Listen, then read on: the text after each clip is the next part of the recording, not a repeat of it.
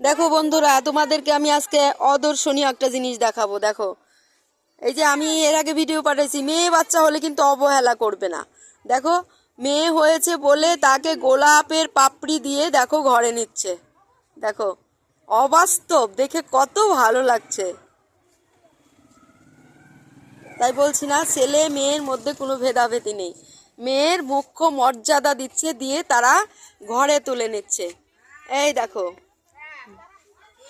দেখো এত সুন্দর করে বাসর ঘরের মতো সাজিয়েছে লাভ দিয়ে। দেখো, এটা হচ্ছে ওরই আছে এটাতে, এই যে বেবির ড্রেস, আর সেই সুন্দর করে সাজিয়েছে, অবাস্তব লাগছে। জানি না তোমাদের কেমন লাগছে। যদি ভালো লাগে, বেবি অবশ্যই এসে এখনো পৌঁছায়নি, আমার সময় নাই বলে আমি বেবিকে তোমাদেরকে দর্শন করাতে পারলাম না।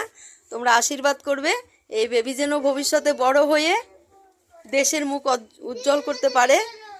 তোমরা সবাই ভালো থাকো, সুস্থ থাকো।